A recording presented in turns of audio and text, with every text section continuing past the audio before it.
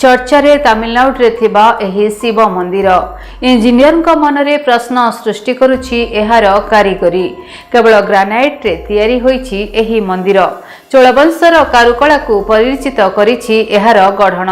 हजार वर्ष पुराना भारतर एही ऐतिहासिक मंदिरर कहानी सुनिले आपण भी होइजिबे आश्चर्य।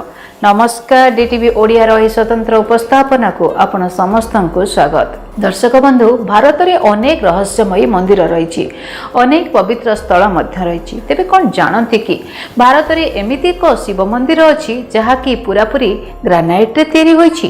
प्राय 1000 वर्षरू अधिक हब एही मंदिर गढ़ा जाइथिला। चोलवंशर राजा राजाराज चोल प्रथम एही मंदिर तांको राजूती समय रे तैयारी करथिले। एहार कारीगरी सेतेबेले लोकंक मनरे अनेक कौतूहल सृष्टि करिथिला। आउ एबे मध्य एहार कारीगरी नै अनेक चर्चा करा जाउछि। मंदिर सहित जड़ित रोचक तथ्य।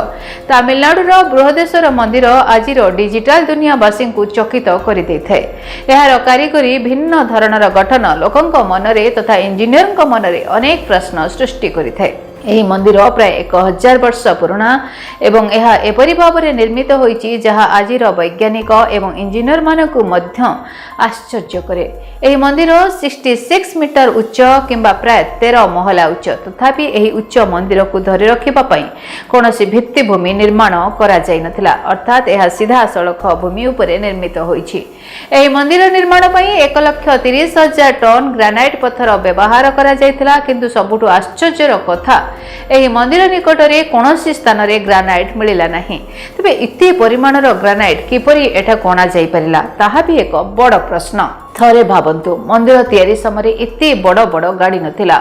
तबे ग्रानाइट आखपाखरे केउंठारु मिलु नथिबारु सुदूर स्थानरु हाथी जोगे ग्रानाइट आनी मंदिर तैयारी होइतिला बोली कहा जाउछि। मंदिरर स्थापत्यर आउ एक आश्चर्यजनक रहस्य होछि जे एही उच्च मंदिर को सुदृढ़ करिबा पई कोनोसी सीमेंट किंबा माटी परी पदार्थ व्यवहार करा जाय नथिला।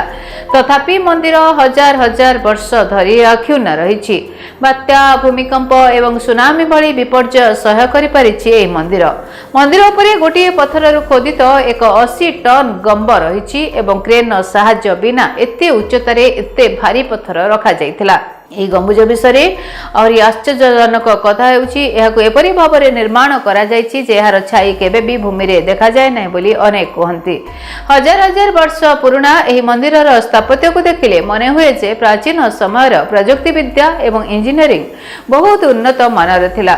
1000 वर्षर पुराना भारतर एही पुराना मंदिर जहार रहस्य आज जना पड़े नाही।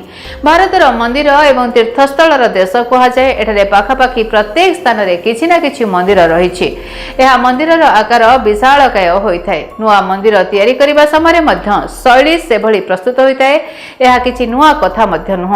बहु पुरातन कालरू एपरी चली आसुछि। देशरे आपण अनेक मंदिर रहिछि जार रहस्य ए जाय लुचि रहिछि। आज हम आपनको सेही भली एक मंदिर संपर्क रे वर्तमान कहिबाकू जाउछु। भारतर एही प्राचीन मंदिरर नाम हेउछि बृहदेश्वर मंदिर, जहाँकि तमिलनाडुर तंजोर रे रहिछि। एहाकू सेथिपई तंजोर मंदिर कहा जाय। एहार निर्माण 1003 रु 1010 शताब्दी रे होइतिला। चोल शासक प्रथम राजाराज चोल एहाकू निर्माण करथिले। तांको नाम रे एही मंदिरर नाम राजराजेश्वर रखा जायछि। कहा जाय एही मंदिर को निर्माण करिबा पई तांको एक स्वप्न आसीथिला। सेतबेले से श्रीलंका गमन करुथिले। मंदिर संपर्क रे जानिले आपण निहाती आश्चर्य होई जिवे। एही मंदिर पूर्ण रूपे ग्रानाइट रे तैयारी होईछि। दुनिया रे हुए तो एहा एकमात्र मंदिर जहा कि ग्रानाइट रे तैयारी होईछि। एहा निजर भव्यता वास्तुशिल्प पई सारा देश रे प्रसिद्धि लाभ करिथाय। एही मंदिर यूनेस्को द्वारा विश्वस्थली तालिका रे स्थान पाइछि।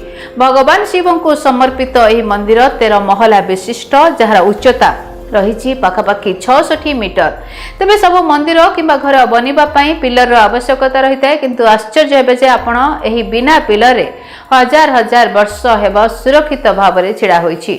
यह एक रहस्य जे बिना पिलर रे मंदिर एते मजबूत किपरि होईछि। एही मंदिरर शिखर रे बा चूल रे एक स्वर्ण कलश रहितिबार सुनिबाकू मिले।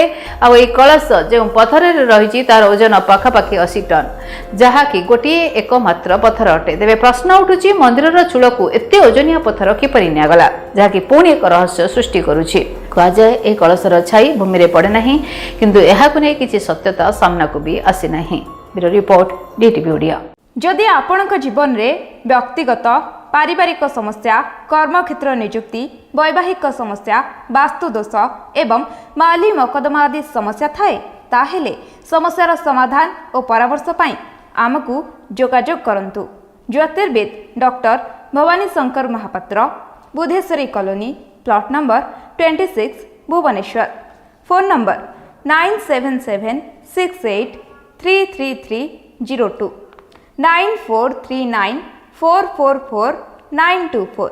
आमर वेबसाइट www.srijagannathastro.com। केमिति कटिब 2026 मसीह आपणक भाग्य केउ राशि रे रहिबो समस्या आउ किए हेबे लाभवान केमिति रहिबो मेष ठारू मीन राशि पर्यंत भाग्यफल जानिबा पई देखंतु आम कार्यक्रम 2026 भाग्यफल 2026 मसीह आपणक राशि संपूर्ण भाग्यफल जानिबा पई चैनल को सब्सक्राइब करंतु, बेल बटन को ऑन करंतु, देखंतु डीटीवी ओडिया। डीटीवी ओडिया देखिवा पई सब्सक्राइब करंतु एवं बेल आइकन को मध्य दबाई दियंतु।